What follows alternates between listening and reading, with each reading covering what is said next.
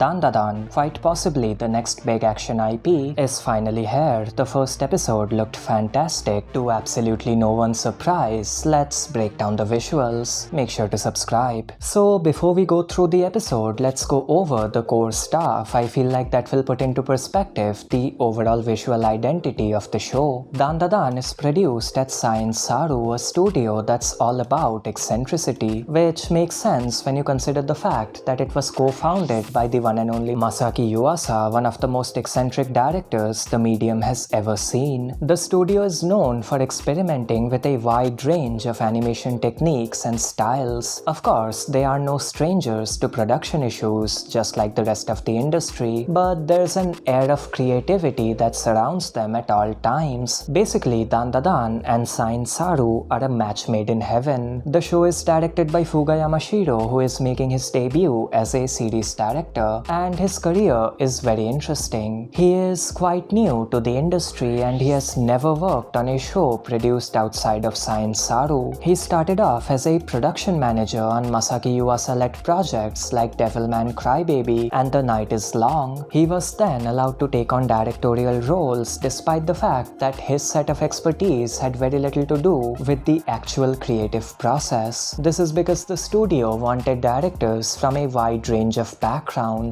They believed that directors like Yamashiro could offer a new perspective on things, and that's exactly what he did. He worked as an assistant to Yuasa on works like Radio Wave and Keep Your Hands Off Eizouken. He also made his episode director debut in the latter. Of course, as someone who isn't an animator, he struggled with the technical components of animation. Short compositions, for example, were a tall hurdle for him. Still, his talent was obvious. He then went on to direct episodes and units for projects like Heike Monogatari, Inuo, and Time Machine Blues. And that brings us to the present day. Yes, that was his entire resume. And in case you couldn't tell, that's quite short for someone in charge of such a massive project. Yamashiro clearly looks up to Yuasa's style, but he puts his own spin on it, relying on a more purposeful insanity. Also, he is a massive film buff and naturally his work on Dandadan emulates that. The rest of the core staff is more traditional. Color designer Satoshi Hashimoto is a veteran, having worked on multiple major projects like Vinland Saga, Sunny Boy, Attack on Titan, One Punch Man, and even Satoshi Kon projects like Perfect Blue. Art director Junichi Higashi is a veteran as well. You might know him for his work on Jujutsu Kaisen Season 2 and the Kara no Kyokai series. Character designer Naoyuki Onda has been in the industry since 1982. His designs are known for being extremely volumetric and three-dimensional. I am particularly fond of his design work on the Psycho Pass series and the Rage of Bahamut. The one and only Yoshimichi Kameda is in charge of the alien designs, but based on the fact that this show exists, I don't think he'll do all that much. And that sums up the core staff. Let's go through the episode. And I don't want to raise any alarms, but the staff list was a bit concerning, especially for a first episode. It was directed and storyboarded by series director Fuga Yamashiro as expected, but an additional 5 episode directors were credited. The animation director count was 8, alongside an additional 8 assistant animation directors and a chief animation director in character designer Naoyuki Onda. I don't know what's happening obviously, but I can make a few guesses. We know that production on the first core of Dandadan has wrapped up already, and you might think that's a good thing, right? Well, that's not necessarily true. The project was pitched around 2 years back, and based on the fact that pre-production is a thing, that's not a lot of time for a show this ambitious. I wouldn't be surprised if the final leg of the project ends up struggling. Still, let's talk about the final product. This opening frame alone tells us everything we need to know. The designs have a low line count, going for a less is more approach. Referring strictly to the designs, by the way, everything else is very much more is more. The thick, uneven line art adds so much to the character drawings. The lines pop out and help separate the characters from the backgrounds, especially during scenes with strong tones of a single color, be it blue or green. The coloring itself is flat with minimal to no compositing effects added on top. As some might say, it looks raw. Just look at her hair. Outside of the protruding strands, the whole thing is a single solid color. No highlights highlights, minimal shadows, you get the idea. Only the necessary features are drawn. The shadow on her neck to highlight the volume of her jaw, the darker shade to highlight the underside of her hair, the slight red shade on the bridge of her nose, and that's it. Nothing excessive. And this approach works. Even the still frames look fantastic. Of course, there is a lot of movement, more about it later. The art direction is great. The backgrounds have a fair bit of detail and texture work added to them, but they don't look overly busy. The backgrounds also keep up with the complex and dense layouts, more about them in a second. This opening scene is a lot of fun to look at. There's so much movement. Also again, the lines pop out really well. The way this guy's shoulders move, the way the folds on his pants and shirt highlighted by the shading shifts when he adjusts his belt. It's so well animated. This kick was extremely energetic. The build-up was actually 2 cuts long. You can see her plant her left foot down, pivot her weight, and swing her right leg, which is then followed through by this extreme character arc. Just look at how exaggerated this pose is. It feels energetic. This entire cut is so complicated. The perspective work on the background is insane. You can see the warp on the road and the school, and the characters are drawn accordingly. The foreshortening is easily visible on her, but it is present on both the characters. Also, the part of her closer to the camera has thicker lines, which is cool. The drawings become more block-like here, accompanied by a snappier timing and these somewhat Kannada-like poses. I did think that the art direction during this section was a bit iffy. The textures were a bit unnatural, but besides that, this sequence was fantastic. The character acting continued. Inside the classroom, Momo broke down into a more goofy, exaggerated style. Also, 2D desks. You love to see it. Even a walk cycle like this is complicated, partially because of the exaggerated body language and partially because of the perspective. It's not a simple front profile, there's a slight upwards tilt.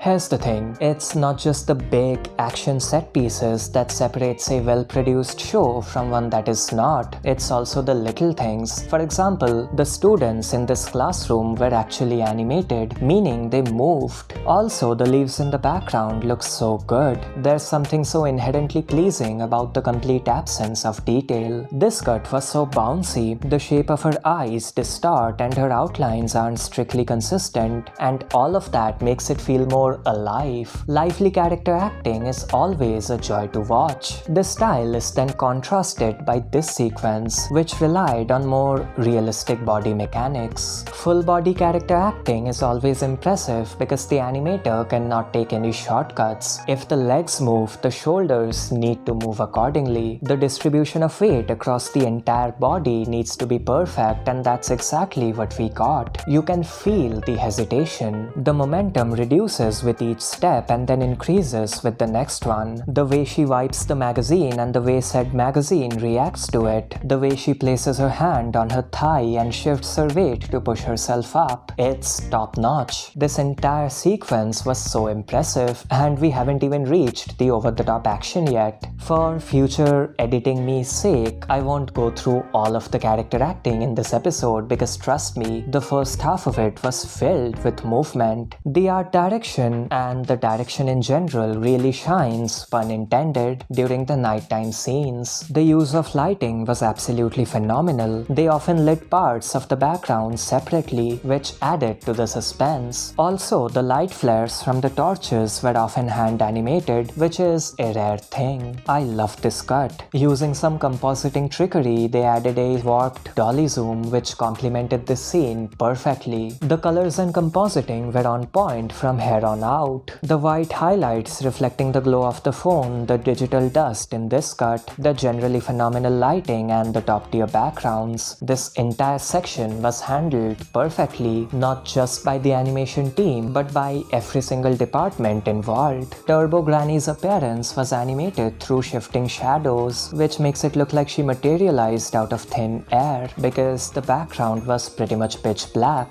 Again, they are using the eccentric color design to their advantage. The show then used a 3D background and some extreme running poses to convey desperation. Also loved the way they warped, or simply extended, the background to make the tunnel feel never-ending. Very cool dynamic camera work here, and the drawings matched the backgrounds well. And this is a good good place to talk about the use of colors. This particular scene is almost completely red, and subsequent scenes have strong shades of green or blue, and that's an intentional directorial choice, obviously. In an interview, director Yamashiro said that he plans on using strong colors all throughout the show because to him, color is a storytelling device. Each shade represents something. Red is for Okarun, green is for Momo, blue for these aliens. You get the idea. And I'm here for it. It's genius. Back to the episode. I know I've said this before, but the amount of movement was really impressive. Her turning her body is fully animated. Even the weight of her bag is well conveyed. No shortcuts here. Love these pencil-like lines, which are actually not added by the photography team. They were there in Momofuji's Genga, and this is where the colors really pop off. The scenes are completely blue by this point. These blurred spots and streaks were a choice, that's for sure. I know they are supposed to look disorienting and unnatural, that's the whole point, but surely there's a better way of conveying that. I feel like the execution could have been a bit better, but that's just a nitpick. Lots of character acting here. The more she moves, the more desperate she looks, which is the whole point. Okarun's appearance is fully red, and this red sharply contrasts the blue. Again, color is used as a storytelling device. Very cool perspective work in this cut. It's a lot more complicated than you think. The hypothetical camera is at an awkward angle. The monster design is very unorthodox and complicated, especially when it's not fully formed, and the mere idea of making a life-sized entity emerge out of a smartphone in a visually sensible manner is absurd. Okarun's movements in general were really quirky. His body language was unorthodox, which makes life harder for everyone who had to animate him. It's quick, but I love the animation on the shadows here. You can tell which parts of the skin are being strained and likely to tear because fabric folds when you stretch it in a certain manner. Some cool looking action follows. The scenes are always complex and fun to look at. I believe they used some amount of CG for the aliens. I could notice two cuts in particular that are almost certainly 3D, although their unorthodox appearance and the heavy compositing helps them blend in quite well. We got some background animation here. Both the floor and the roof were hand animated and drawn from a low angle perspective to match the character POV, which is very impressive.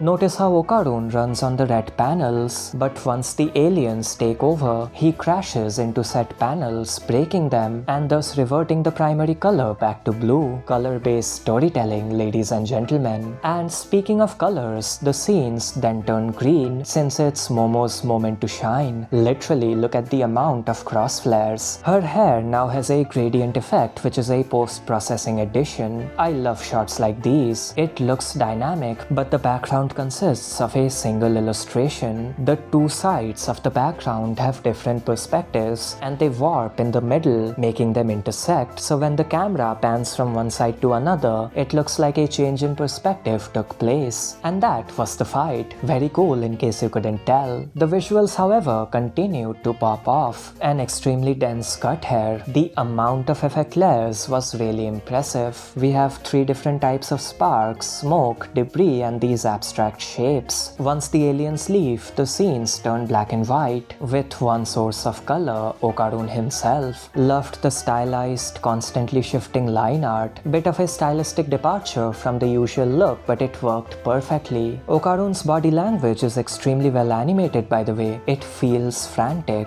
The scene now has both red and green tones. Again, each color represents something. The way this spirit fades away is incredible. It basically dissolves into bubbles with that sketchy line art. We then get this scene, and you can tell something big is about to happen because the entire background is hand animated. The building, the road, the wall, all of it. The highlights from the explosion are of course hand animated as well. The explosion itself is short but looks great. The shapes are almost liquid-like and each layer is allowed to pop out with no blooms or blurs added. Of course, the UFO then crashes into the road, breaking it. That's why it was hand animated, because it needed to interact with the hand-drawn foreground object. Very impressive debris animation, by the way. Some cool looking lightning and explosion animation then brings us to the end. This was insane, such a stylish show. I know the staff list is a bit worrying, but I hope they can keep this up for as long as possible. From what I've heard, episode 3 is the next big one, so I'm looking forward to it. I'll probably end up covering it. That's about it. Liked the video? Check out this other bit of content on screen. Like and subscribe, and until next time.